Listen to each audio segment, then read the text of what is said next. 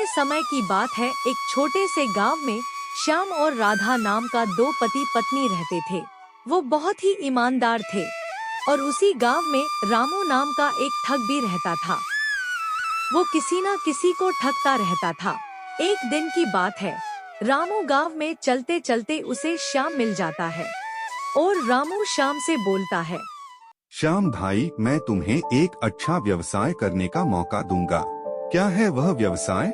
मैं तुम्हें एक जमीन दूंगा जिस पर तुम फसल उगा सकते हो। यह तो बहुत अच्छा है, लेकिन क्या यह जमीन वास्तव में तुम्हारी है?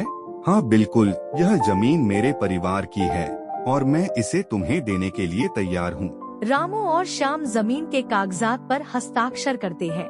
श्याम भाई, तुम्हें यह जमीन 10,000 रुपए में मिलेगी। ठीक है, मैं यह पैसा देने के लिए तैयार हूँ। अच्छा, तुम्हें यह जमीन मिल गई है, अब तुम इस पर फसल उगा सकते हो। धन्यवाद रामू भाई।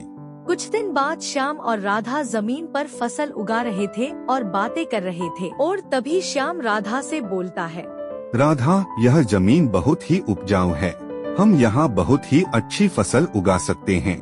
हाँ जी, आप सही बोले, यह जमीन वास्तव में बहुत ही अच्छी है। कुछ समय बाद रामू श्याम और राधा के पास आता है और बोलता है, श्याम भाई, मैं तुम्हें बताना चाहता हूँ कि यह जमीन वास्तव में मेरी नहीं है। क्या? यह कैसे हो सकता है? मैंने तुम्हें धोखा दिया है। यह जमीन वास्तव में किसी और की है। तुमने मुझे धोखा दिया है। यह बहुत ही बुरा है।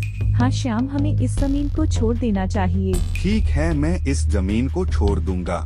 श्याम और राधा जमीन को छोड़कर जा रहे होते हैं और तभी श्याम राधा से बोलती है, राधा, मैंने एक बड़ी गलती की है।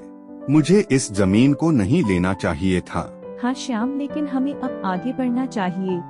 हमें अपने जीवन को फिर से बनाना चाहिए। ठीक है राधा, मैं तुम्हारे साथ हूँ। हम मिलकर अपने जीवन को फिर से बनाएंगे। दोनों पति पत्नी दुखी होकर वहाँ से चले जाते हैं।